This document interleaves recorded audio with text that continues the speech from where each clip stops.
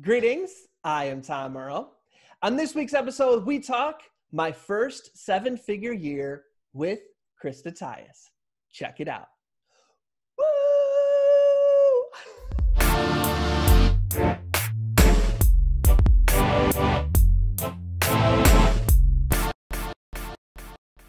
Greetings, I am Tom Earl, and this is my year of adventure. We know you could be anywhere, so the fact that you're here today, sharing your greatest gifts, your time and energy means the world to me. I hope you know that in this moment, you are valued, you are loved, and you are appreciated just as you are. As you can see, I am not alone. I have an amazing guest. She goes by the name of Crysta Tyus. How's it going today, Crysta? Hey, how are you today? I'm doing wonderful. Do you mind if I give a brief introduction to the folks out there via sharing with them a little bit about what you do? Yeah, sure. Crysta Tyus is an online marketing consultant helping service-based businesses get clients from social media, master sales without being salesy, and build multiple six-figure businesses. That's amazing. You're doing amazing work. Thank you. So we always start the interview with this first question. So bio, it's fancy. It's very crafted, but it's not necessarily like how our friends and our family would describe us. So my prompt for you is, if you really knew me, you'd know that what? If you really knew me, and it's something for friends and family, right? Or something that friends and family would know? Yeah. If you really knew me, you would know that Wendy Rhodes off of Billions is like my alter ego. The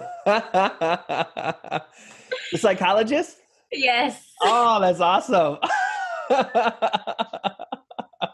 Okay, so for those who don't watch Billions, can you break that down a little? What do you see in her? What do you love about her? What is yeah, it like she's just so polished. She's so put together. She's so classy. She's charming.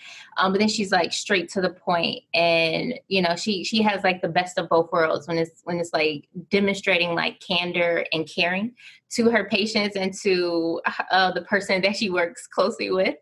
I mean, she just embodies a lot of great characteristics that I love and or that I would and that I am trying to embody. So let's start there. Did young Crysta know from the gate that you wanted to help people build six-figure businesses and find their purpose? Young Crysta was always a business person, right? So even when I was 7 years old, I was like, of course, selling lemonade.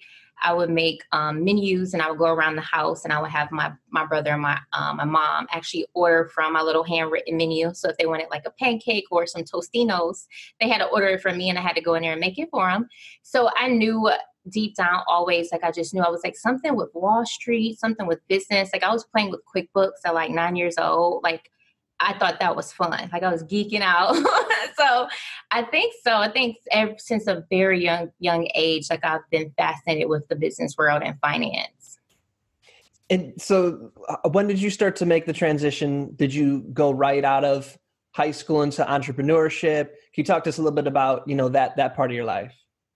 Yeah. So in high school, I actually did like a, what do they call it? Where it's like a co-op where you go to work for half of the day in 12th grade. So I did that and I did that with Bank of America. So I went to high school for like the first hour or first couple hours. And then I went to Bank of America to work to, I guess just real life work experience for, high school, and I think it was for college credit too. I'm not sure, but that's when I really fell in love. And so I remember when I graduated high school, I went to the district manager over that city, and I asked her, I was like, is there any position for me to work while I'm in college? So that was kind of like my first transition. She was like, oh yeah, we would love to have you. So she put me in one of the branches as a bank teller, and I worked full-time or part-time. I can't really remember, but I worked for Bank of America for like the first 5 years while I was in college and trying to, balance both of them. And so what were you studying in college, and then what happened when you graduated?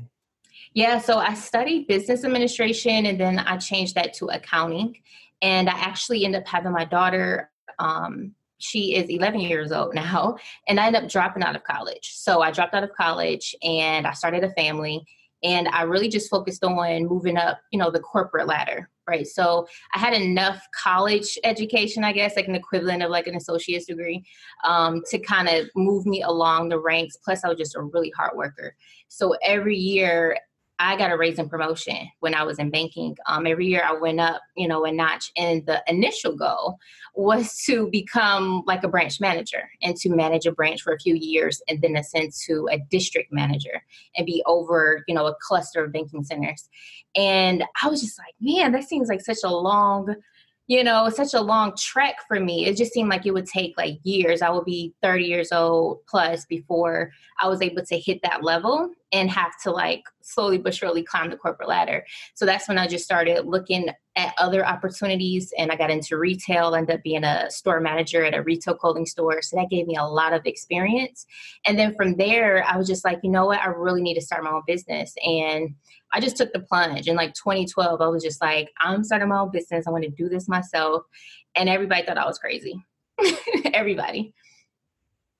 And so what was the business that you were feeling called to start? Oh, so tax and bookkeeping. I was just like, I loved, finance. I still like that 9-year-old still love QuickBooks. And so I literally quit my 9-to-5 job. Then I had went back to banking after retail hours. Having a child working like 12-hour shifts was crazy, especially during like holiday seasons. So I ended up going back to banking at a different bank at that time. And I quit, and everybody was just like, Crysta, you're going to quit a nice, comfortable job to start your own business. And I just took the leap of faith. So I started tax and bookkeeping. I started doing bookkeeping for small businesses in my area. Some were my banking clients, and I just started doing taxes. And some of those clients were actually my colleagues that I used to work with at the bank. So I started like on a shoestring budget. Not really, I didn't work at a CPA firm. I didn't really have experience in that niche. I just always did my own taxes, and I always did family and friends. And it's just something I've always loved and was fascinated with. So it worked for me. It was definitely a passion of mine. So that was 2012. What were those first couple of years like for you, 2012 to 2015? What was that like for you? Oh man, it was a struggle. It was definitely a struggle. So, I was 23 years old when I started that business. And at that time, I had 2 young children. And so I just remember it being a huge learning curve, right? So I tried a lot of different marketing strategies that just, didn't work for me at that time. I took a lot of the profits that I was making from my business and putting it back into the business, like, doing billboards, radio ads. I was like, what else can I do to get my name out there, right? Because I knew I wanted to make multiple 6 figures, and if I'm honest, I wanted to become a millionaire, right? I was like, I can become a millionaire, right? I thought I would have like, a chain of tax stores that will rival H&R Block, right? I'm like, I'm going to rival them, put them out of business. Well, I probably wasn't that sinister, but I remember being very ambitious, and I bet on my business a lot without having a strategic marketing strategy. I just really emulated what the big brands did when it came to their marketing, what people with bigger pockets were doing as far as billboards and TV commercials and radio ads. And so I ended up, I went broke a lot of times. Like I would make money because I was just by sheer hustle and grit, I was getting clients.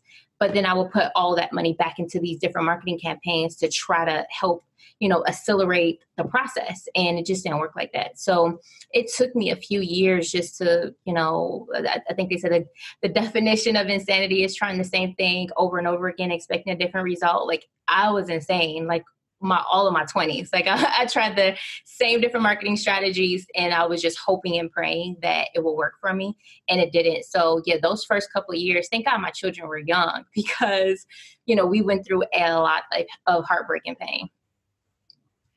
It's when you were talking though, it sounds like, and I could be wrong. So let me just ask you this question. You said you bet on yourself and your business. Were there any times where you started to lose faith in your vision or start to doubt yourself? That's a good question. And honestly, no. I remember this so vividly. I remember I was dead broke. I had pulled up to Tim Hortons one day and I forgot I was broke. Cause mind you, I was making money, but then I was spending money fast because I was trying to it was kind of like I was like, it really was gambling for me, right? I was like gambling. I was putting it all on red. And so I forgot I was broke this day. And I drove up to Tim Hortons, which is a local coffee shop in the Midwest in Canada.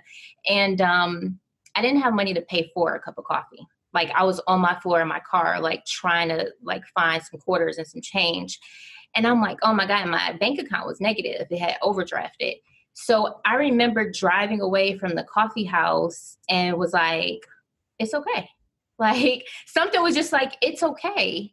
Like, this is only temporary. And I don't know what it was, God, spirit, but something was just like, it's okay. This is temporary. And that really kept me going. Like that voice in the back of my head, just saying that it was okay. Like this is temporary, really kept me going through those dark times. So that was going to be my assumption. That was what I was hearing. And it sounds like you were saying, well, I didn't have a marketing plan, didn't have these things. What I'm hearing is right from the beginning, you had that part that takes a lot of people years and years to get, which is that like true belief in yourself and your destiny. Where did that come from? Like people are still wanting that bottled up, drinking that, like where did that come from? Where did you get that? How do you cultivate it? Any insight you could give the people who are like, yes.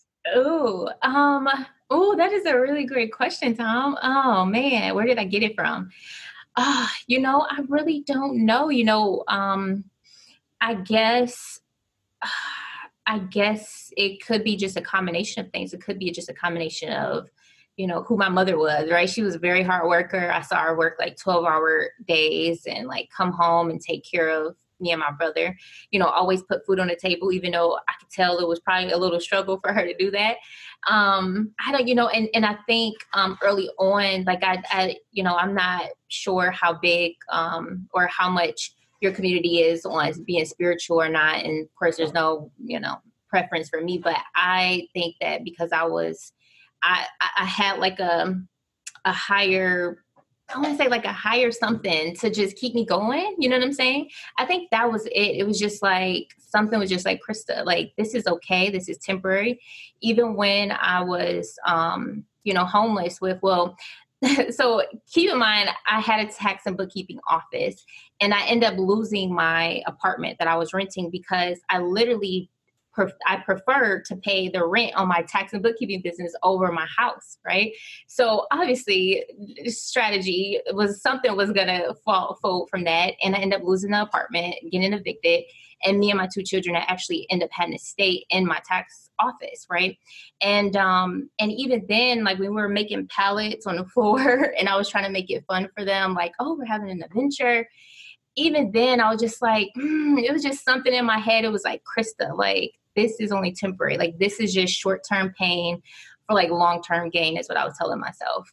And I think you just have to believe in that in yourself. You just have to know that, oftentimes these or moments that you go through are temporary. Like they are really just to cultivate and strengthen and stretch you as a person, right? So looking back, I know that's exactly what it did because it allowed me to make better moves. It allowed me to make more strategic connections. It allowed me to be here, right? Talking to you, telling you this story. And now my life is completely, different. It's a whole 180 turn from where it used to be just a few short years ago. So I just tell people just bet on yourself, but also like get a strategy, of course. Don't do it blindly. Like learn from my mistake. Don't do it blindly. But just know that any struggles or issues that you're going through, it is temporary and that there's always better. There's always a law of polarity, Tom. I don't know if you've heard of that. The law of polarity, right? Where there's good, there's bad, but where there's bad, there's good. Where there's poor, there's rich. So I've always probably deep down felt that there was a completely opposite version of that person then, like the poor, the troubled, the confused. Like I knew that there was an opposite, more prosperous version just waiting to kind of manifest. You just never know someone's story until you ask. I appreciate you telling us all that. I don't know what's like for you, but I know they're vulnerable questions. So I appreciate you sharing like that. That's it's amazing. It's very inspiring. So thank you so much. Yeah, thank you. So let's keep the origin story going. So Okay. you're at this place where you're saying you're living in your tax accounting office, and then you said us, and I'm a 180 turn. Okay, break some of that down for us. What did that 180 turn look like? Yeah, like so the 180 turn, like the Crysta now. We just closed on a home today, and we'll be moving into it on Monday. And it's a $900,000 house. I cried pretty much all day today because I was just like, I was thinking about these stories that I'm telling you. I was thinking about them today, and it brought back like just a surge of emotions. I'm like, this is what I've been working for, right? To be able to stay in a almost $1 million home, off the waterfront. Now today we make over $50,000 a month right now. So it's completely a 180 from where I was. And I was just thinking about this time because I was just like, if I had to do it all over again, would I do it? I had to ask myself that. I was like, Crysta, you finally got to the place that you always saw in your mind and your head, what you've been struggling, like blood, sweat, and tears for. Was it worth it? And it absolutely, like, honestly, I wouldn't have changed a thing when I look back. I'm like, I wouldn't have changed those hard moments because even then, and I do want to tell people this, like, even then, I cherish those moments, right? So like, even when I didn't have money to like take my kids out to like Chuck E. Cheese or to do anything expensive for them, like Kalahari or Cedar Point or anything like that, or even have like birthday parties, we would just go to the park. I would take them to the park almost every day after school. We would play, we would have fun.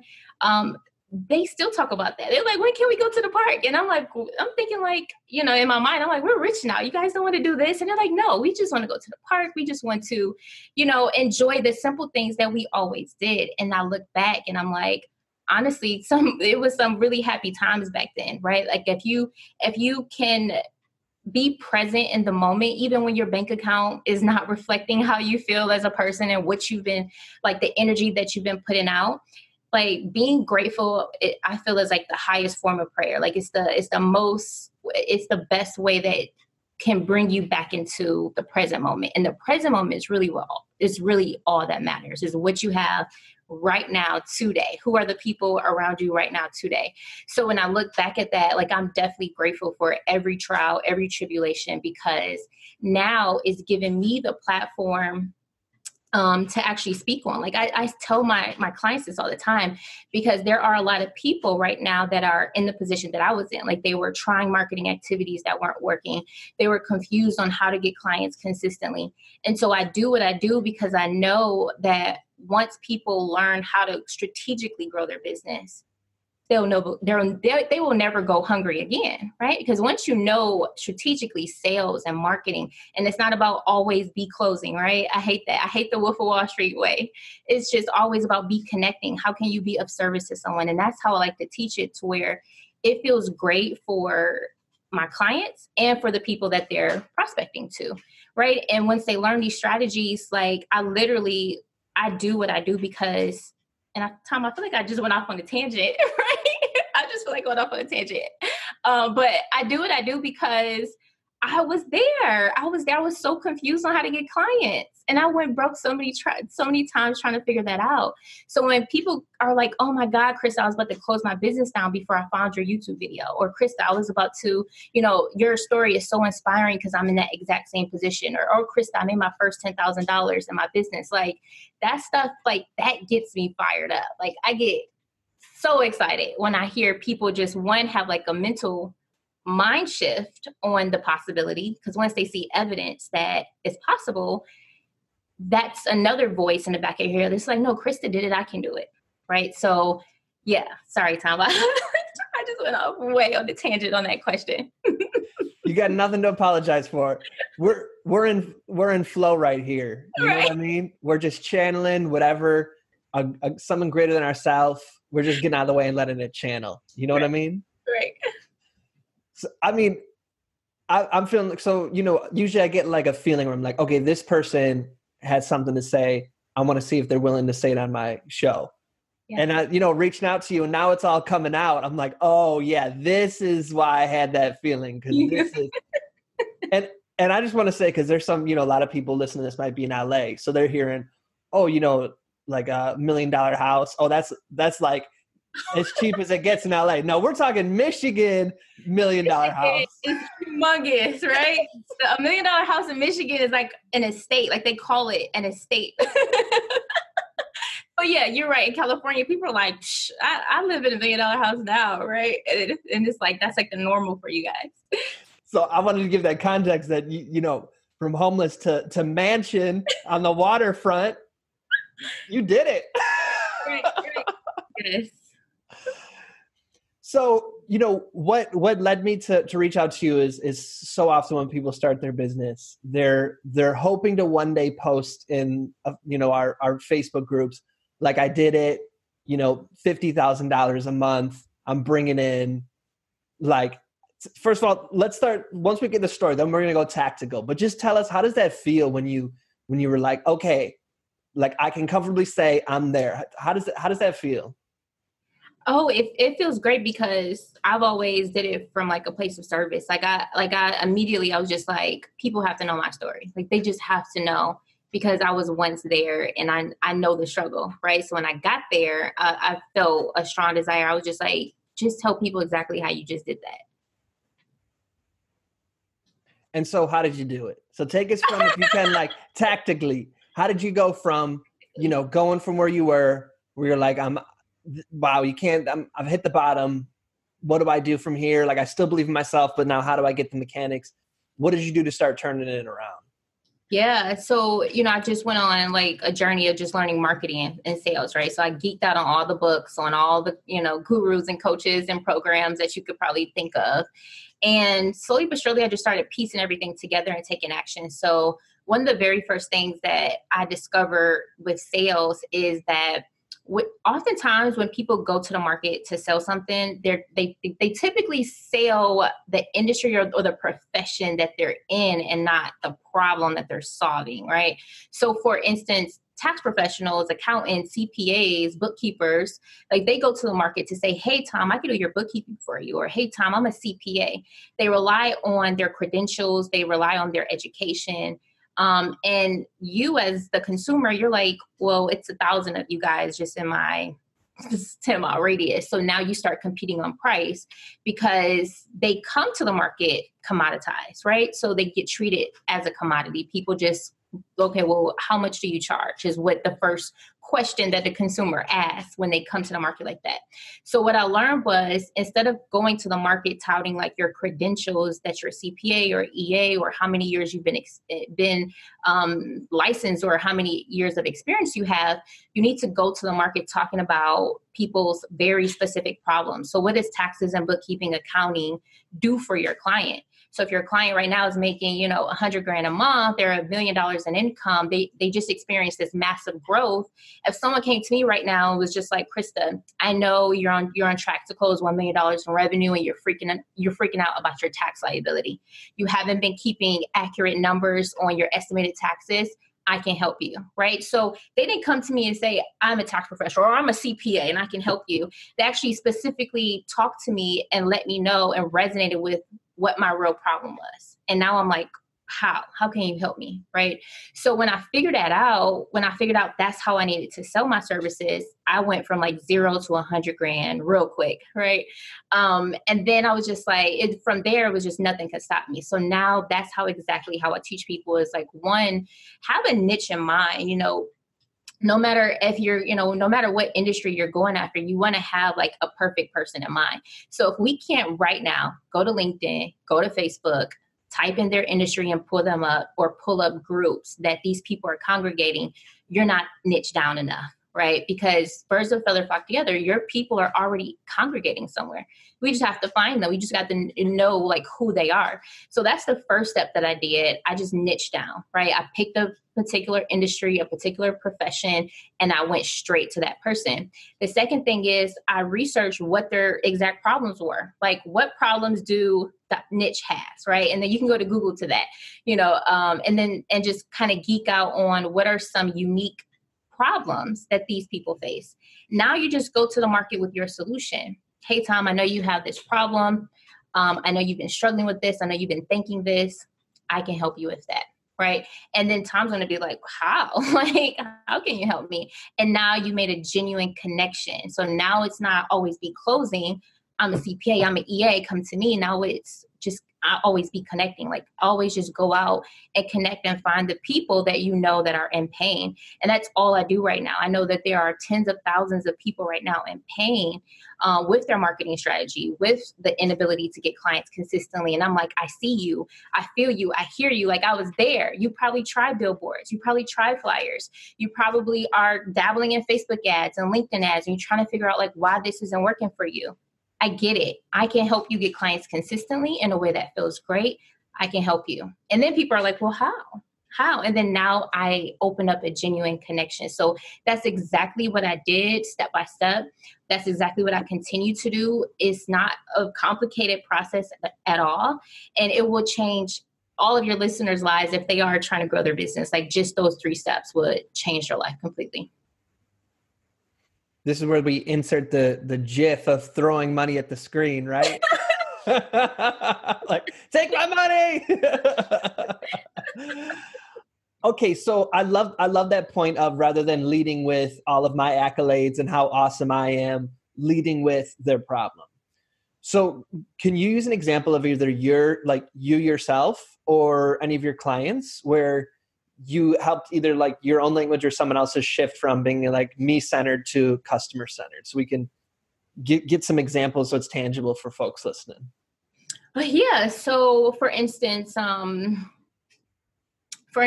niche is like tax professionals, CPAs, financial coaches, accountants is the primary group that I work with, right? Obviously, because that's my background and I can resonate with them. So they'll come to me and they'll be like, Crysta, I got my CPA license. I got a master's degree. I'm a certified bookkeeper, enrolled by the Internal Revenue Service. And it's a huge misconception amongst that group that their education, just by their education, is going to get them clients. It just doesn't work like that, right? So it's just like a doctor. Like he doesn't say just by sheer education, I'm going to get clients. Yes, the education is important. You do need to make sure that you're skilled in the service that you're trying to provide. But when people actually try to go to the market and sell that, they'll say, I'm a life coach for 25 years. Like, it's like, okay, so you and a lot of other people. So when I take them, I make them list out 2 primary services that they want to commit to offering the marketplace. So what 2 services are they going to commit to offering the marketplace? So if it's like a CPA, they're like, okay, well, I want to do CFO services, which is just helping businesses strategically make better decisions, right, for growth. And then I'll say, okay, beautiful. You're going to do CFO services. So who's your ideal client? Well, I want to work with real estate investors. Beautiful. So now we have a very specific service. Now we have a very specific niche that we're going to go after. We're going to help real estate investors increase their portfolio by how much? Then I make them quantify, like, how are you going to help these people? Are you going to help them make more money? Are you going to help them save more money? Or are you going to help them save more time? So when you're looking at, your niche, most times you can fit something in there when you're working with people. Even if you're like a life coach or a doctor, everybody wants those end results. Like they either want like a better love life or it's something with health, wealth, and love, right? So once you figure that out, then it's just now you list out the benefits of your service. So don't go to the market talking about your service, right? And actually, Tom, what's like a very specific service at your community? Like what's their profession? Most of your people. Most people listening, they fall into like one or more of these intersections: activism, creativity, or entrepreneurship. Oh, okay. Got you. So that's a really big circle. So for them, it's just like, what is the benefits of working with you, right? And you actually list that out. So for instance, this lady, the CPA that wants to offer CFO services to real estate investors, she's like, the direct benefit is I'm going to help you grow your portfolio by $30 million more, right? I'm going to help you save on average 24% or $24,000. I forget what she said, $24,000 in taxes, right? This is just a scenario. And then she also listed, I'm also going to help you acquire additional funding because I know you want to expand your portfolio. right? So she hit on their specific problems for her particular niche. She wants to help these people grow their portfolio because that's their desire. She wants to help save them money on taxes because obviously no one wants to pay more than their fair share. And she's going to strategically help them grow with outside funding by way of CFO services and bookkeeping and taxes. So when she goes to the market, she's immediately able to resonate with her ideal client because she's talking about the specific pains and problems that they have and the specific dreams and desires that they want to achieve. And all she has to do is position herself as a catalyst that's going to help them get from where they are today to where they want to be. And when she did that, immediately she booked out $24,000 within the first, it was like the first 30 days of us working together. And a lot of people go on to do that because, and then they figure out how it's like a mental shift happens because it's like, oh man, this is totally not what I thought sales was, like television and popular and like just Western movies just make sales just seem so bad now. But yeah, that's exactly the process that your people want to follow. Just sell the benefits, list the benefits out, have a niche that you want to go after. And then actually start connecting with your people. You should know right now, like I said, you should be able to find your person right now on LinkedIn or Facebook, go in with your benefit statement on how you help them and genuinely make a connection. Where do you see people getting tripped up in this? Where they're like, okay, I think I get it. Where do you see them though struggling or, slipping back into the, oh, I've been a coach for 30 years. Where do you see the dots not connecting usually? Ooh, where are the dots not connecting? That's a really great question. I'm trying to think of, because once people have like a taste of what the success is like, normally the shift occurs, right?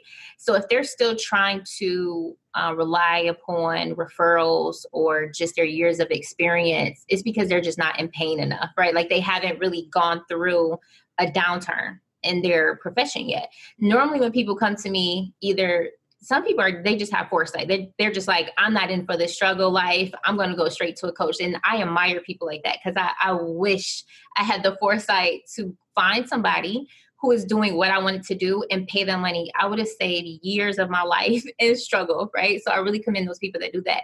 But the second type of person is they're just like, I've been through everything. Enough is enough. They're sick of tired of being sick and tired, right? My grandmother used to say that. And so when they come to me, they listen. They're like, whatever I got to do, tell me.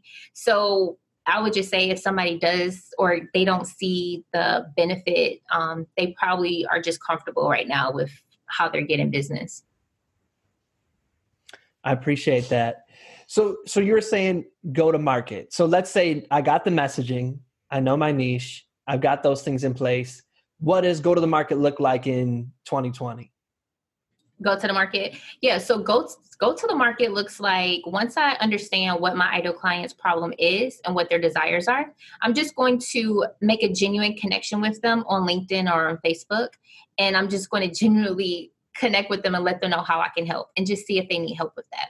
And that's exactly what we do. So it should be like, hey, Tom, I know you're currently, or I'll tell you guys my message. It's something like, hey, Tom, I see that you are a tax professional, bookkeeper, and accountant, and I just wanted to introduce myself to see how business is going with you. You just want to open up the connection. And then once the connection is established, then you can go in and kind of give your I help statement. So just like, Tom, I actually help tax professionals, bookkeepers, and accountants get more clients using social media. So you guys can build a multiple six-figure firm. Is this something you need help with at this time? And then I always go like, if not, no hard feelings. I'm super excited to still be connected with you here on LinkedIn. And that's after we've kind of established like a little rapport and we have, a little conversation going on. And then from there, they always are be like, yeah, I'm interested in getting more clients, right? Of course, I'm interested in making more money. And then I shoot them straight to a telephone call. So we just use social media as a tool to get people on the phone. And then when we're on the phone with them, we walk through a proven process, a proven script to walk them through becoming a client. And if you rinse and repeat that, I tell my people, 1 in 5 people that you talk to will become a client. So about 20%. And if you have a goal to help 2 to 3 people per month, then you need to make sure that you're speaking to at least 10 to 15 people per month, right? And it's just rinse and repeat. And like I said, you should be able to go online right now and find them on LinkedIn, on Facebook, even on Instagram, on Google. Honestly, social media is just a tool. It's just where your people are congregating, and you just have to go out and find them. So let me just run that back. So one of the strategies that you're using is you'll go on LinkedIn and find people who meet your niche. You'll connect with them, then you'll DM them, get to know them, build some rapport, and then put in your how I can help you statement. If they're interested, then you get them scheduled for a call. Am I with you so far? Absolutely. And how many do you have a 1-call close sales process, 2-call sales process? Can you tell us a little bit about the non-salesy but sales process? Yeah, so the non-salesy but salesy process. We do close on 1 call. We typically don't have a second call with people. And it's just a very straight to the point phone call. And sometimes it's 15 minutes. Sometimes it's upwards to 45 minutes. So what has helped actually condense down my call time is that I also have content, right? So I teach my clients this. So that what I just told you, that I call that hunting, where you actually go out, you're finding your people and you're bringing them in. But we also farm. And this is where we plant strategic content online that we know our people are searching for that attracts them to it. So we're hunting and we're doing attraction marketing. And the combination of both just explodes your success. Because when you do reach out to someone, more than likely, they probably heard or seen your content somewhere, because it's really easy to become like a niche celebrity if you niche down. It's super easy. If you're niche, it's so easy to become known in that niche in under a very short period of time. So now when I reach out to people, they're like, oh yeah, I already seen your YouTube video. Sure, I'll hop on a call with you. They've already predisposed to who I am and how I help. And that content piece definitely is a huge amplifier. Talk to me about that. How do you become a celebrity in your niche? Oh, okay. Then that's easy. Just have a niche. Some people, and I was victim of this. I did not want to niche down to tax professionals, bookkeepers, and accountants and CPAs. I was just no, I did that all my 20s. I don't want to work with, you know what I'm saying? I just didn't want to do it. So if you are a person right now that you're an expert in something, I was an expert in that. I grew that business to 6 figures and I worked with hundreds and hundreds of clients. Why wouldn't I make that my niche, right? I just was looking at other people, other coaches and consultants. And I'm I want to work with everybody, right? When I tried to target everybody, no one heard me. It's kind of like tuning a radio. So when you try to target everyone, it's just static. Nobody really hears you. And then also you don't look as valuable because you don't have a refined process.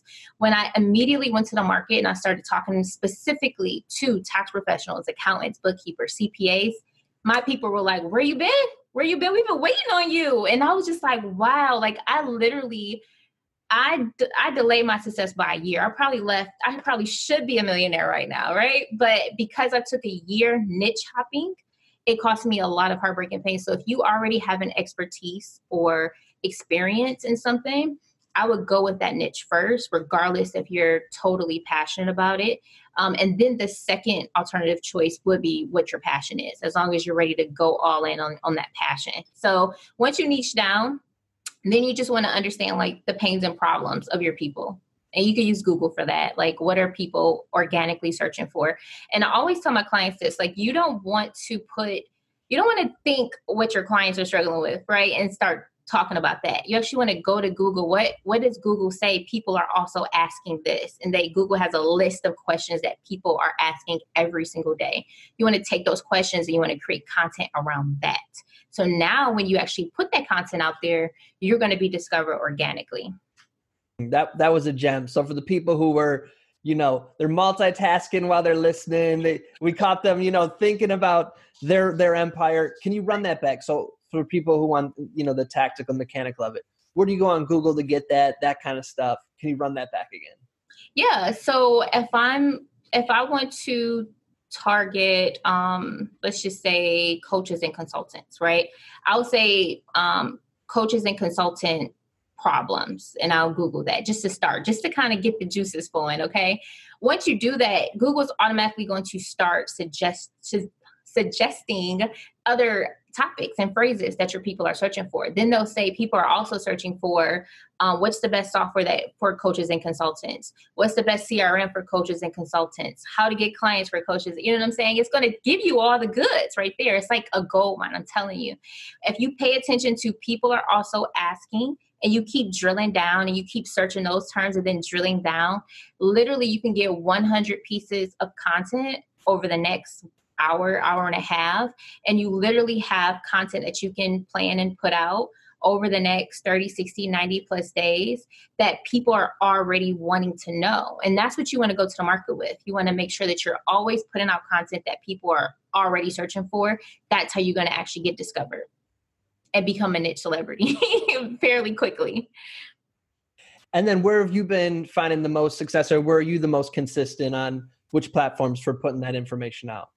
I use YouTube, Facebook, and LinkedIn. So YouTube is the primary driver of traffic for me. And the reason why is because Google owns YouTube. So YouTube is indexed by Google. So when you take those exact search phrases that people are searching for and you create a video on it and you post it on YouTube, now when they actually search for it, you're going to pop up in the suggestions. So YouTube has been a huge driver where I've been able to build this business to the level that it's at. And when I made that post, I think I made that post like a month and a half ago, I was like at 30 grand, and we immediately like went up to like 60 grand in like literally almost 30 to 45 days. But when I posted that, and it was just all from organic traffic. So I use YouTube to get traffic organically, get them on my email list. I nurture the relationship. And then we are just now starting to add in some like Facebook retargeting and some Facebook lookalike audience ads. Crysta is dropping the gems. You get all the tea, Tom. All the tea. Oh. So, a lot of times we hear this vision from the Facebook ads of like, oh, do you want to make, 50, 100, do you want to make six figures, all these kind of things. And it seems like this thing that is like only a few select celebrities of the coaching, personal development, online course world, right? Then from there, it's mostly predominated by white men that you see as like the spokesperson or the vision of success. So for maybe women of color who are listening, and a large part of our audience is women of color who are entrepreneurs listening, what is the encouragement or, keeping the vision alive that you would like to share with them around that? Yeah, no, that's a really great question, because it's not a lot of representation for women of color in this online. Like you don't see a lot. And so like that was a concern for me like a year and a half ago. I was just like, like all the gurus, they don't look like me. And that was definitely discouraging starting out because people want to see evidence that they too can have that result. And I think one of the people that gave me evidence, I'm not sure if you're familiar with Danielle Leslie, but when she posted that she made $1 million with her online course, that was another mental like evidence, like, Crysta, you could do it. So when I saw her and I saw her success, that really gave me, I was like, yep, I'm definitely, it's not like I was going to quit, I wasn't going to quit, but I did get discouraged because I was just like, I don't see any representation that's somebody that's doing exactly what I'm doing or very similar. I didn't see a lot of that. And so when I saw her, it definitely helped to limit any mis or limiting beliefs that I had about being a minority, being a woman of color, and achieving success, right? So now that I've done it, and it's like, yeah, like Crysta, like, yeah. So I want to tell all my women of color, like, you guys can do it too. It's just a matter of understanding your niche, understanding the problems, positioning yourself as the expert, and then just staying consistent. So I think a lot of people, that's where they kind of fall off, because if they don't see immediate success, then they're like, oh, this didn't work. Right. So I have stayed consistent over the past few years, making sure that my content was still out there, making sure that my hunting strategies were still out there, so I can continue to grow and scale this business. A lot of people that I've talked to who are women of color that are not only like, yes, the coaching and all that, but also in like the finance and accounting world, that they've shared with me a lot of the like microaggressions from, because it's very male and white dominated as well. If you don't mind sharing, what do you use, or how do you use self-care to, be in a space like that, but still thriving and keeping your spark alive and achieving success? Yeah. So I think for me, I don't really think about it like that anymore. Like, I probably hadn't thought about it for almost a year now. So it was a problem. And then I saw evidence and I'm like, okay, yep, nope, we gotta head down, keep focused. And so now for me, it's just a matter of focusing on my clients' results. Like, honestly, at the end of the day, I'm out here trying to genuinely help people get to the next level, genuinely connect with them, and put them in a position to where they can quit their 9-to-5 job if they have one, or they don't have to worry about how they're going to get or source their next client. And so just by doing that, like, that's kept me going. It's just like, what else, how else can I help? Like, and just being a bigger and better service. So I do feel like a calling on me is just like to have a huge impact. And I'm not sure like exactly what that's going to look like over the next 5, 10, 15 plus years. But I really feel, and it lights my fire, just knowing that people are in a better position than they were, right? They have strategies. They have more clarity. They're more confident than they were before, by what I teach them. So self-care for me is really who I help for that day. Like, that feels great. Like, that's like me bathing in a nice bubble bath. Like, when somebody tell me that they got their first client, or that they booked out, or that they're on track to hit 6 figures, like that for me, that's like all the feels, Tom. It's like all the feels, all the goodness, right? And so I just focus on trying to feel like that every single day. I want to feel like that every day. That is amazing. I love that. And I like this, a time capsule. So, 5, 10, 15, 20 years, when you got your huge, empire, I'm like, I could use this as a time capsule. I was one of the first interviews. Right. You were. That's amazing. Do you have any like envisioning practices you do, or mindset practices that you do? That's such a good question. You have really great questions. So again, I was looking at I have like stacks and stacks of notebooks on like visions that I write for myself, or just goals as well. And last year around August, so I'm gonna just say last year this time, because I don't know when this video, like you said, so last year this time, I wrote out my perfect morning. And I wrote that when I woke up, I looked over and I saw water, and it was rippling, and it was a pretty glistening blue. I snuggled up underneath my covers. Like, I wrote out step by step how I was feeling, how the sheets felt. When I went to go step on the floor, what the carpet felt like between my toes, and how I, woke up my children that morning. And now this house is exactly that. And I can't wait to actually go through that day, because it's like, it's here. The day is here. And I just wrote that last year. And so I do write out like the type of woman I want to become, like everything down to the granular. Like, how does her hair look? These are intentional, because this is how I want it to look, right? And even body style, and, am I, witty or charming? And so I try to create this person that I want to become, and look down to the future. Like, what am I known for? So one of the other things that I had written in my book is said, when people talk about you behind your back, what do they say? And I wrote, my clients are excited. They say that they're happy and they're thrilled to be in my program. They say that that they're glad that they found my content. And now every day I get evidence of that. Somebody sent a screenshot. Some people were talking about me in a group, and they sent the screenshot. My heart dropped, because, I don't know if it's good or bad, but it was all positive. They was like, oh my God. Somebody had asked, like, have anybody tried her program? Does it work? And a few of my clients immediately went in. I was like, oh my God, I love this program. I have more confidence. I made my money back within the first 30 days. And, like, they just went on. They were like, absolutely, yes, it's worth it. And somebody I didn't know screenshotted that and sent it to me with a smiley face. It was like, this is what people are saying about you. And that was so affirming. It was just so real because it was just like, I wrote about that a year ago. I wrote how people would talk about me. Like what people say when I'm not in the room. How do they feel? What do people feel when they see my content, when they hear me speaking? Who I wanted to resonate with. Like I wrote not too long ago that I resonate with people from all walks of life. White men, white women, Asian, Latina, Black. I wrote that because that's what I'm going to encapsulate. I'm going to attract all people to me.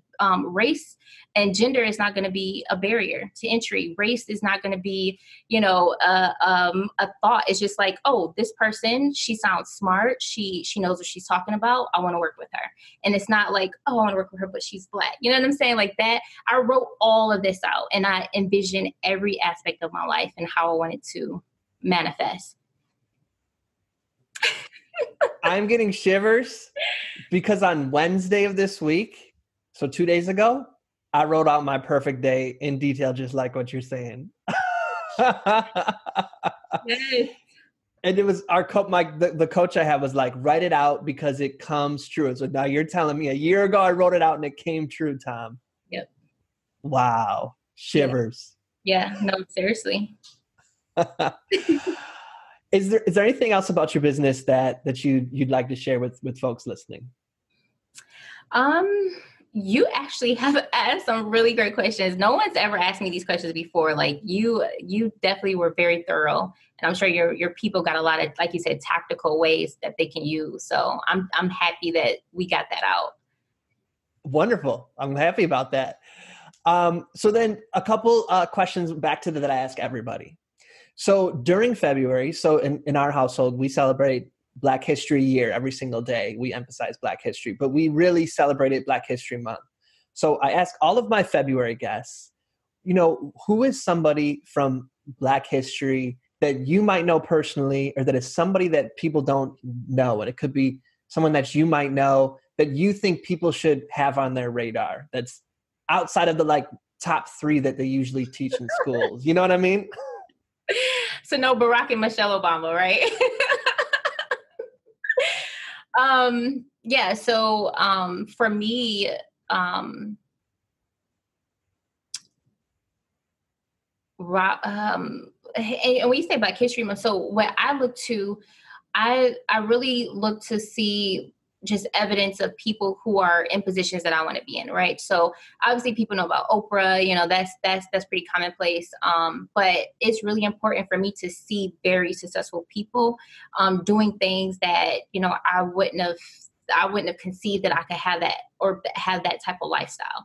So there are a lot of Black people right now that most people don't know about because they aren't, NBA stars or something like that.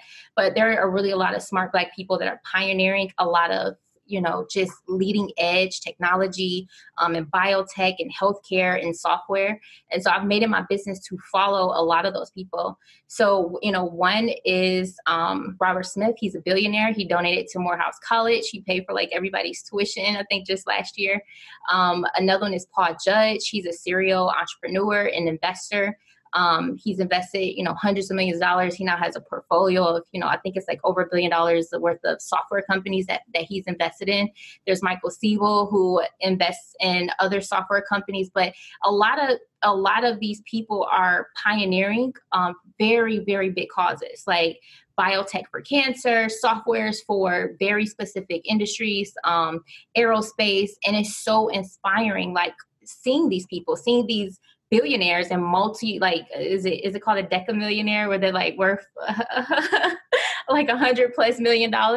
But seeing that as a minority, is so powerful because it's you have evidence. And, I would encourage everyone for Black History Month to find those people online and kind of learn their story, to see how they built their success, to see what awesome things that they're currently pioneering, and to know that and to document the evidence, right? To just know that it's possible for yourself as well. I love that. That's why I like asking this question, because you just get such amazing roadmaps to awesomeness that you can go check out. So thank you so much for answering it, letting me put you on the spot. And yeah. So thank you for that. So 2020 is my year of adventure. And Ooh. so I pick a year of every single year. 2019 was my year of, what was it? Oh yeah, year of grace. So every year I have a year of something, and I like to talk about it with my guests. So what does adventure look like in your life in 2020? I like that. So 2020 is going to be your year of adventure. And what would adventure look like for me? So adventure for me would be getting from behind the computer, right? So adventure for me in 2020 would be flying to you and having an interview, or like on stage somewhere speaking, or in another country, like actually belly to belly with people, because I do have an internet based business, and you can kind of, even though we still see each other, this is the second best thing to be in the same exact room, but adventure would just be actually just touching people and helping them in person, right? Like that would be very adventurous for me, like just people from all over the world in person. I love that. My wife always says there's nothing like in person, Right. an in-person event. So that's amazing. I Yeah. like that a lot. And so when you're on your world tour, we'll see you for sure when you're out here in LA speaking before a couple thousand people. I'll be way in the back like, I know her. I can't wait. So for folks who are like, I'm ready for you to be my coach, I'm ready to sign up for your online course, whatever you got, where can they go to follow you on social, and where can they go to sign up for a lot of that stuff to stay connected to your awesomeness? Oh, that's a really great question. So they can find me on YouTube. It's Crysta Tyus EA, Facebook Crysta Tyus EA, Instagram. Like my name is the same on all my platforms. But if you're interested or you just have any questions, you definitely can email me. So I don't know if you could put my email link below. People definitely can email me. It's hello@CrystaTyus.com. And, I'm always willing to help you out, point you in the right direction, and, answer any questions that you might have or had that came up during this conversation. I had to ask, because I saw in a lot of your stuff, what does the EA stand for? Oh, that is Enrolled Agent by the Internal Revenue Service. So it's one of the highest licensures that the Internal Revenue Service honors at individual. So only EAs, CPAs, and tax attorneys can represent taxpayers before the Internal Revenue Service across the country. See, I always get in trouble for this, where I'm like winding it down, and I'm like, wait, one more question.